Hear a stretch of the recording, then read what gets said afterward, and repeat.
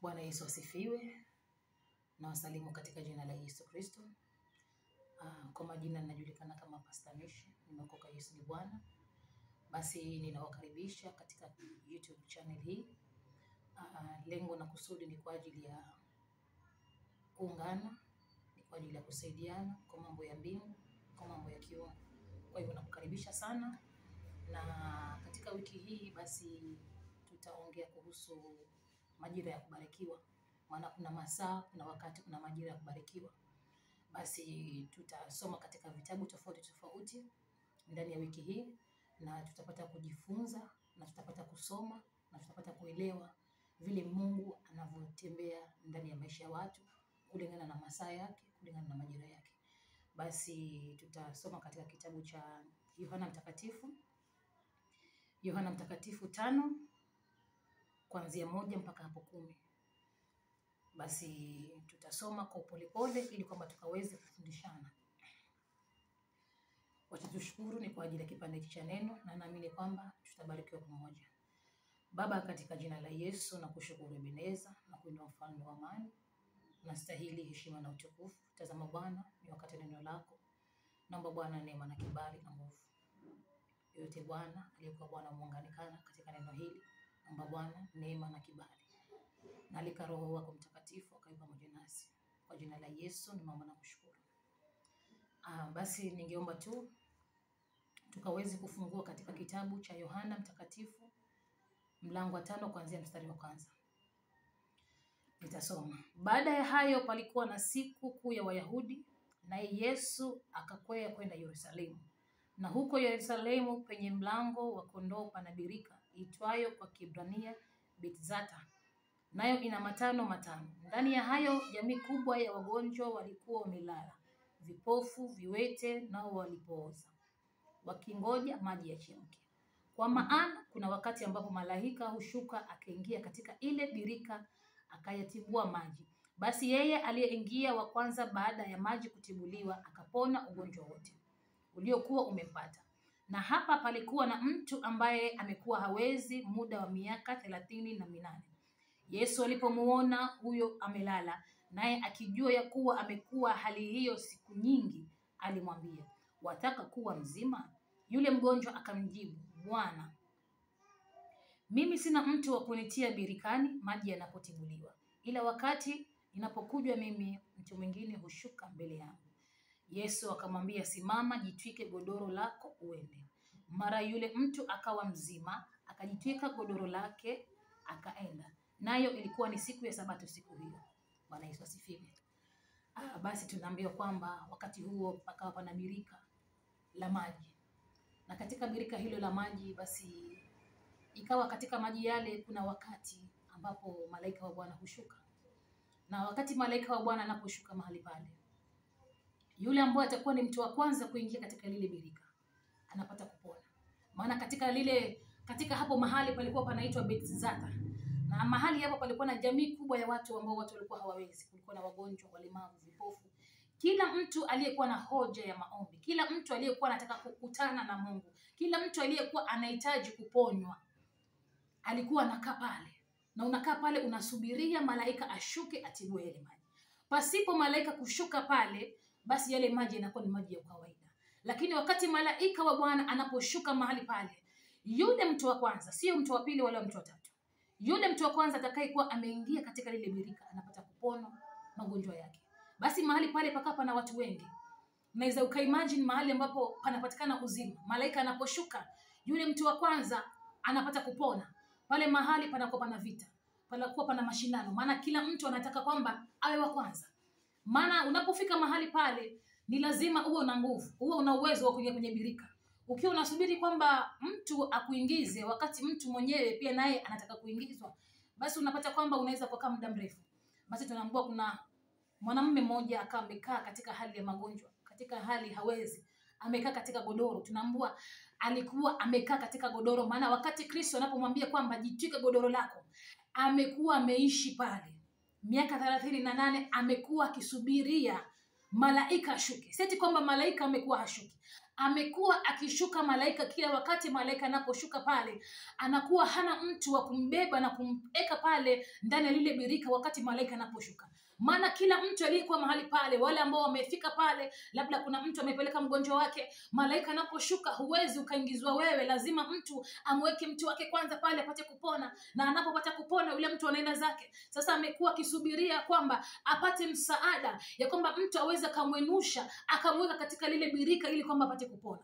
Lakini katika hii miaka 38 amekosa mtu wa kumuinua, amekosa mtu wa kumsaidia. Maana hilo birika anaweza kuimagine kwamba ni birika kubwa, ni mahali parefu mpaka labda upande, ni mahali ambapo ni kahatua kidogo mpaka utembee. Mtu huyu amekuwa hawezi, muda amekuwa yuko chini, ni mtu ambaye ilikuwa anahitaji watu wamsaidie, ni mtu alikuwa hawezi peke yake, hawezi kusimama, hawezi kutembea, anahitaji watu wamsaidie. Lakini wale watu ambao ni wa kumsaidia hata nao pia wanahitaji kusaidiwa, ni watu ambao kila mtu analilia roho yake. Maana unapofika katika lile birika ambalo ni birika la uzima, ni birika la uponyaji, ni birika la urejesho, basi inakuwa ni kila mtu anataka kuingia mahali pale, kila mtu anahitaji kupata uzima. Ingilikuwa ni ngumu kwamba yule mtu yule akaweze kutiwa katika lile birika. Bwana Yesu asifiwe. Basi akawa amekaa katika ile hali, na katika ziara ya Kristo, ziara ya kutembea kwake, maana popote ambapo Kristo alitembea kulikuwa na uzima ulipatikana. Popote ambapo Kristo alipita kuna mtu alipona, kuna watu waliponwa, kuna watu waliinuliwa, kuna watu walibarikiwa, kuna watu walifufuliwa. Mahali popote Kristo alitembea ilikuwa ni injili, ilikuwa ni kueneza ile kazi ya Mungu. Basi alipokuwa amepita mahali pale, akijua ya kuwa mtu huyu, Biblia inasema kwamba akijua ya kwamba mtu huyu amekaa katika ile hali muda mrefu. Lakini Bwana anamuuliza mtu huyu, je, wataka kuwa mzima? Si eti kwamba Bwana hajui ya kwamba huyo mtu anataka kuwa mzima. Anajua kabisa mtu huyu amekaa katika hali ile ya kuwa hawezi miaka mingi. Lakini tena Bwana anamuuliza, je, wataka kuwa mzima? Hii hali ya kwamba unasema Mungu anajua, Bwana unanijua hoja yangu, unanijua vyema, Bwana anakujua, lakini mpaka ukiri. Kuna mambo mengine, kuna uzima mwingine, kuna uponyaji mwingine, kuna hali ambayo unahitaji Bwana akutendee, ni lazima uitamke, usiseme kwamba Bwana unajua. Kwani Kristo alikuwa hajui? Neno linasema kwamba akijua ya kuwa amekuwa katika hali hili. Tena huyo Bwana anamuuliza, wataka kuwa mzima? Ni jambo la kukiri, hata kama unajua kwamba Bwana anajua. Ni kweli kwamba Bwana anajua kuna hali fulani unaipitia. Ni kweli kwamba Bwana anajua unahitaji mtoto. Ni kweli Bwana anajua kwamba wewe unahitaji fedha. Ni kweli Bwana anajua kwamba wewe unahitaji kazi. Lakini kila wakati utakapokuwa unaenda mbele za Bwana, usichoke kumwambia Bwana, mimi nahitaji kazi. Hata kama uliomba jana ukasema nataka kazi, hata leo mwambie Bwana, mimi nahitaji kazi. Usimwambie Bwana unajua. Usimwambie Bwana angalia wewe. Usimwambie Bwana afanye wewe. Usimwambie Bwana utakavyoona wewe. Mwambie Bwana nahitaji kupata uzima. Mwambie Bwana nahitaji kupata uponyaji. Bwana Yesu asifiwe. Akamuuliza, je, wataka kuwa mzima? Huenda ikawa mtu yule amekuwa hawezi katika muda ule. Huenda ikawa mtu yule amekuwa katika mateso. Huenda ikawa Bwana atafikiria kwamba mtu huyu anahitaji kuwa mzima. Kumbe mtu huyu hataki kuwa mzima. Wakati Petro na Yohana wanapokuwa wanaingia katika hekalu masaa ya kwenda kusali, wakapatana na mtu ambaye alikuwa hawezi tangu tumboni mwa mama yake. Mtu yule akawa anaomba fedha. Alitarajia kwamba atapata kitu kutoka kwa Petro na Yohana. Alitarajia kupata fedha, maana mtu yule ingawaje alikuwa hawezi, ingawaje alikuwa amekaa katika ulemavu miaka mingi, lakini yeye kuna kitu alikuwa anahitaji katika watu. Alikuwa hataji kupata uzima. Alikuwa hatarajii kupata uzima. Aliyekuwa anaingia mahali pale alikuwa anaomba pesa. Alikuwa anaomba angalau vichenji ili kwamba akaweze kula. Lakini kwamba Petro na Yohana walipofika mahali pale, alipokuwa kwamba ananyosha, wakamwambia kwamba fedha na mali hatuna, lakini kwa jina la Yesu simama uende. Bwana Yesu asifiwe. Ingawaje mtu huyu alikuwa hataki kupokea ule uzima. Ingawaje mtu huyu alitarajia apewe vichenji. Ingawaje mtu huyu alitarajia kupewa pesa. Lakini Petro na Yohana walijua kwamba mtu huyu hahitaji fedha. Mtu huyu anahitaji uzima ili asimame akatafute mwenyewe. Haleluya. Mtu huyu alikuwa anahitaji kitu ambacho kingeweza kukaa ndani yake miaka mingi. Maana mtu huyu amekuwa akiombaomba muda mwingi. Kila siku anapewa lakini haimtoshelezi. Lakini mtu huyu akipata uzima, mtu huyu akipata uponyaji, basi mtu huyu anasimama mwenyewe na kujitafutia na hata kosa. Ndipo Kristo akamuuliza mtu huyu, je, wataka kuwa mzima? Maana huenda ikawa mtu yule alikuwa hawezi, lakini kwamba tarajio la moyo wake ni kwamba huenda ikawa alikuwa na mtazamo tofauti, huenda ikawa alikuwa na mambo tofauti ambayo anayatarajia. Ndiyo posa akaulizwa, sije kawa mimi nataka nikupatie macho, kumbe wewe unahitaji kupewa fedha, kumbe wewe unahitaji kupewa chakula. Mimi nataka nikupe macho, kumbe wewe unahitaji chakula. Mimi nataka nikupe macho ili kwamba ukaweze kuona baraka zako, ukaweze kufikia baraka zako, ukaweze kufikia malengo yako. Kumbe wewe mtu unahitaji kupewa kitu ambacho kitakusaidia, ni kitu cha siku moja. Bwana Yesu asifiwe sana. Basi ya kwamba akasema kwamba mimi sina mtu wa kunitia katika birika.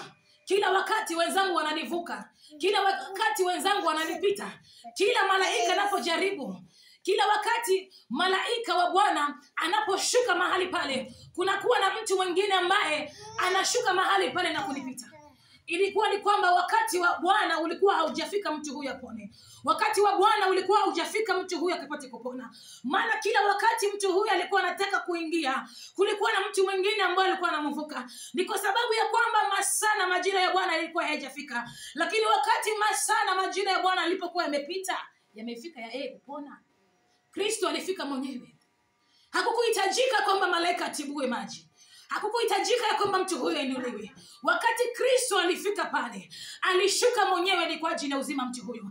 Alishuka mwenyewe ni kwa ajili ya urejesho wa mtu huyo. Wakati Kristo anaposhuka mwenyewe, wakati Kristo anapokuwa amekuja mwenyewe, ni kwa ajili ya kuachilia uzima. Kunakuwa hakuna sababu, inakuwa hakuna vigwezo, inakuwa hakuna ile ukawaida.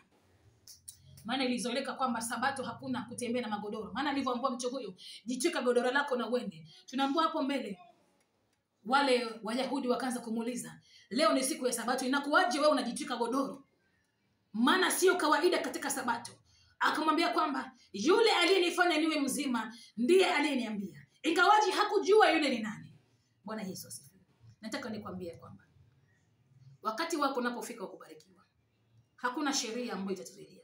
Hata kama imekuwa imeandikwa ya kwamba katika mji huu watu hawafanikiwi, katika mji huu hakuna mambo makuu yalifanywa, katika nyumba hii hakuna aliyesoma, katika nyumba hii hakuna aliyesafiri, katika mji huu hakuna aliyebarikiwa, lakini wacha nikwambie kwamba wakati wa Mungu utakapofika, hakuna zile sababu zitakazoweza kusimama, hakuna kitu ambacho kitaweza kukupinga. Wakati Bwana ameshuka ni kwa ajili ya baraka zako. Hata kama kuna mambo ambayo yamesimama, hata kama kuna madhabahu ambayo yamekuzuilia, hata kama kuna vifungo ambavyo vimesimama, wakati Bwana anaposhuka ni kwa ajili ya nyuma yako. Basi Bwana anaondoa sheria, Bwana anaondoa ukawaida, Bwana anaondoa mazoea. Maana ndani ya Kristo hakuna ukawaida, ndani ya Kristo hakuna mazoea, ndani ya Kristo hakuna mambo ya ukawaida. Kristo anaposhuka, jua kwamba ameshuka fully. Hakuna ya kwamba hapa barikiwi. Kristo anaposhuka anabadilisha maneno yote. Kristo anaposhuka anabadilisha kalenda yote. Kristo anaposhuka anabadilisha mazoea. Alitarajia kwamba mtu huyu Kristo ambebe, amweke katika lile birika. Alitarajia mtu huyu Kristo ashuke ili amweke pale. Maana hakujua kama huyu ni Kristo, hakujua kama huyu ndiyo uzima, hakujua kama huyu ndiyo maji ya uhai, hakujua kama huyu ndiyo jiwe la pembeni. Akaanza kumlalamikia. Alitarajia kwamba huyu mwanamume angemchukua na kumweka katika lile birika, malaika anaposhuka atibuliwe ile maji apate kupona. Hakujua yeye ni zaidi ya malaika, hakujua yeye ni mfalme wa wafalme, hakujua yeye aliyefika mahali pale ndiyo uzima wake. Bwana Yesu asifiwe. Haleluya. Masaa ya Bwana anapofika ya kubarikiwa, masaa ya Bwana anapofika, wakati wa Mungu. Mtu huyu amekaa miaka mingi, watu wamekuwa wakimvuka, ni kwa sababu masaa ya Bwana yalikuwa hayajafika. Lakini masaa ya Bwana yalipofika, hakuhitaji malaika wamtibue, hakuhitaji kubebwa mahali pale. Alihitaji tu kuamini ya kwamba simama, jitwika godoro lako na uende. Haleluya. Alihitaji neno. Wakati wa Mungu unapofika, hata kama uliomba miaka mingi, hata kama ulifunga, hata kama ulifanya mambo ya kukufanya kwamba ukaweze kubarikiwa katika lile jambo lako, wakati Bwana anaposhuka, inahitaji neno moja tu: simama na uende, simama na uende, simama na uende, na unaenda katika hatima yako. Bwana Yesu asifiwe. Haleluya. Nataka tuingie katika maombi dakika 2. nianze kudeclare hili neno katika maisha yako. Na mahali popote ulipo unaposikia neno hili, jiconnect tu katika neno hili. Katika maombi haya nataka tu tuungane kwa pamoja. Maombi ya dakika 2 tuanze kudeclare hili neno ndani ya maisha yetu. Na naamini ya kwamba Bwana anaenda kutimiza. Baba, katika jina la Yesu nakushukuru Ebeneza. Na kuinua mfalme wa wafalme. Bwana Yesu, asante Bwana kwa neno lako. Asante Bwana ni kwa ajili ya kila mmoja ambao Bwana umemruhusu akaweze kusikia neno hili. Na wainua watu wako mikononi mwako Ebeneza. Naomba neema na kibali na nguvu. Achilia kuanzia masaa haya Jehova. Mtu huyu ambaye amekuwa hawezi, mtu huyu ambaye amekuwa anahitaji la muda mrefu, mtu huyu ambaye amekuwa akikusubiria Bwana. Maana mtu yule hakukata tamaa. Miaka 38 Bwana amekuwa katika birika lile. Imani ilikuwa imemweka pale, akijua ya kwamba ipo siku Bwana, ipo siku Bwana, siku yangu itafika na mimi. Hata kama wengine walikuja wakanipata hapa na wakaondoka wakiwa wazima na mimi nimebaki hapa, alijua ya kwamba ipo siku Bwana utanikumbuka. Yesu mwana wa Mungu aliye hai, mtu huyu ambaye imani yake ilikuwa kwamba imesimama mbele za Rabii, ikitarajia kwamba ipo siku Rabii utashuka na uzima wake, utashuka na hoja yake, utashuka na ndoa yake, utashuka na kazi yake. Siku hii ya leo Bwana, kupitia neno lako natamka neema, natamka kibali, natamka ushindi. Siku hii ya leo Bwana, ni neno moja kutoka kwako. Mtu huyu analolihitaji ni uzima wako, ni uhai wako, ni kibali chako, ni neema yako. Natamka kibali ndani ya hoja mtu huyo anayesikiza neno hili siku hii ya leo Bwana. Neno ukamkumbuke, ukiwa ulimkumbuka mwanamume yule ndani ya miaka 38, mtu huyu miaka 2, mtu huyu miaka 5, mtu huyu miaka 10 amekaa katika hoja hii. Naomba Bwana ukamkumbuke, maana siku ni ya leo, kama sio sasa ni sasa hivi. Ebeneza mtakatifu, tembea katika hiyo anga, ukiachilia neema, ukiachilia ushindi, ukiachilia kibali, ukiachilia uzima, ukiachilia uponyaji katika jina la Yesu Kristo. Bwana Yesu, tawala tamalaki. Achilia Roho wako Mtakatifu na katawale. Pokea sifa, pokea utukufu, maana unaweza. Na ni katika jina la Yesu Kristo nimeomba na nitakubariki neno hili. Amen. Bwana Yesu asifiwe sana. Amen. Basi tubarikiwe sana katika neno hili. Shalom. Shalom. Haleluya.